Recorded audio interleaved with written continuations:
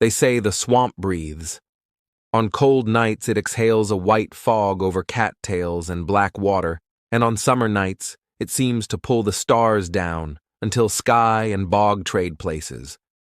Locals call this patch of southeastern Massachusetts the Bridgewater Triangle, Abington, Freetown, Rehoboth, yet names don't settle a place like this.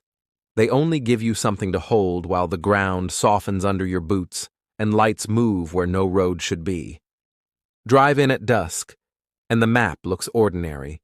Old mill towns, new cul-de-sacs, a diner that's changed hands 5 times and never changed the coffee. Past the last porch light, and you meet edges. The Hockomock Swamp spreads like a dark lung, 16,000 acres of cedar, peat, and channels that forget where they were yesterday. Hockomock, place where spirits dwell, say the Wampanoag, has a long memory and a short temper. Hunters swear they walk in circles on ground they know. Fishermen hear splashes from pools that shouldn't hold fish. Every so often, something screams far off in a voice too heavy to fit any throat they recognize. The tales don't agree, which is how you know people are telling the truth as they found it. Some say the triangle is a haunted fence line between worlds. Others say it's a quilt of tragedies and coincidences stitched by minds that notice patterns. UFOs, ghost lights, phantom hitchhikers, cult rumors, big cats, thunderbirds with wings wider than a truck. Pick a corner and someone has a story. Ask 3 people about the red-eyed dog on the railroad bed, and you'll get 3 different lengths of shadow. The first time I took the raised berm that passes for a trail, the air was thick enough to drink. I counted steps to keep my nerves busy. At step 2,000-something, the frog chorus faltered, broke, and restarted half a beat off, like a scratched record. Then the mosquitoes rose all at once, and the swamp went quiet in a way that felt intentional. I wasn't alone. A light the size of a fist floated up from the water and drifted between the trunks. Not a headlamp, not a drone, just a patient ember that brightened, dimmed, and, as if embarrassed to be seen, slid away. People have named such lights for a long time. Will-o'-the-wisp, swamp gas, St. Elmo's fire, ball lightning. The methane explanation has charts. So does the eye's habit of inventing order in the dark. They're not wrong. But the Hockomock lights don't care about names. They appear in 2s and 3s. They lure and retreat. They make you wonder if the ground remembers something it would rather not say aloud. Northwest of the bog sits Dighton Rock, a boulder tattooed by centuries of petroglyphs. Scholars have argued over those markings since before the Revolution. Vikings, Phoenicians, native carvers, pick a theory. The rock keeps its counsel. East in Rehoboth, Route 44 has a hitchhiker story practical people still tell. A man in a red flannel who flags you down and vanishes between one heartbeat and the next.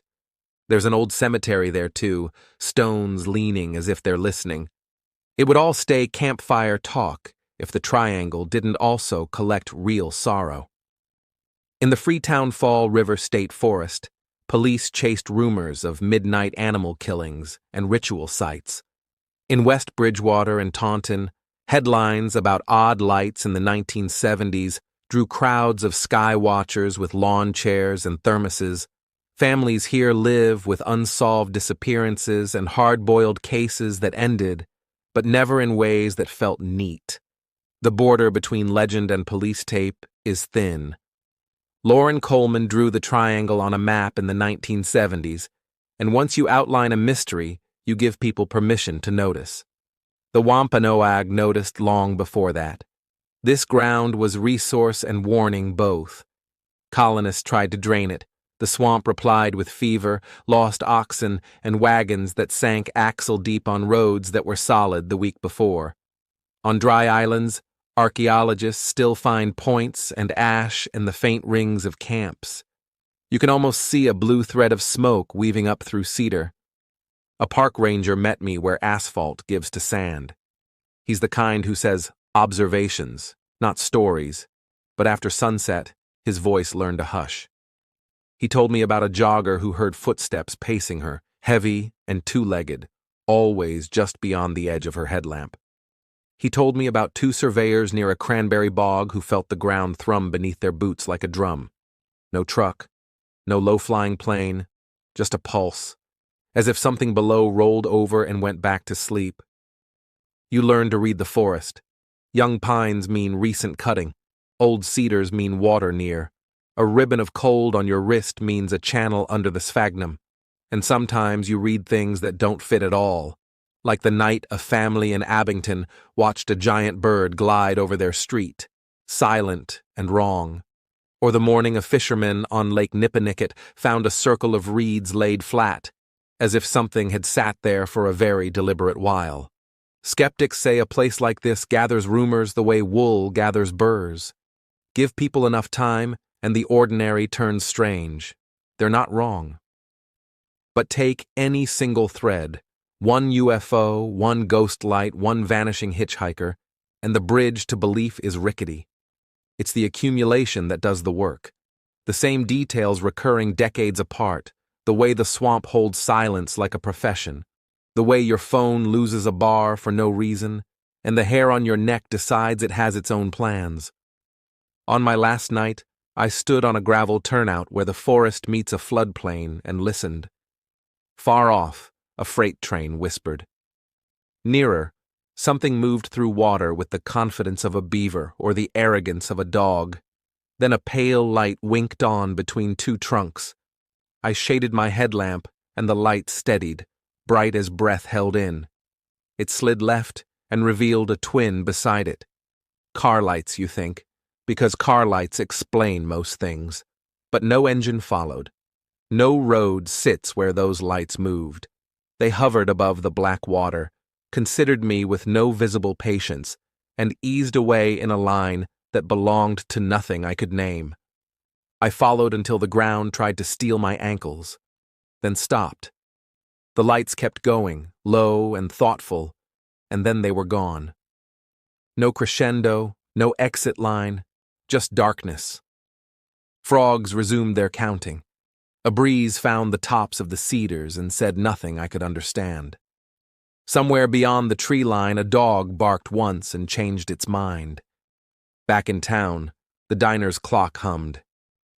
The cook refilled cups with the indifference of a man who has watched teenagers turn into grandfathers in the same booths. I told him where I'd been. He shrugged and set the pot down hard enough to rattle the saucers. People go out there, he said, and the swamp shows them whatever it thinks they'll follow. Hunters get deer sign where there aren't any deer. Kids get lights. Church people hear voices. It falls quiet for a while, then starts again. He slid a slice of blueberry across the counter and asked if I was going back. I probably didn't surprise him. I thought about the petroglyphs, the ranger's careful tone, the jogger who ran faster for reasons she couldn't see. I thought about the Wampanoag word, the slow breath of Hockomock, and the way some places refuse to be only one thing. Maybe the triangle is a magnet for attention. Maybe it's a quilt of human pattern-making laid over swamps and stones and memory.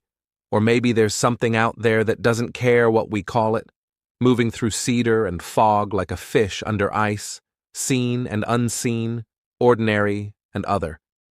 Drive the perimeter, and you return to where you started, yet you don't feel the same.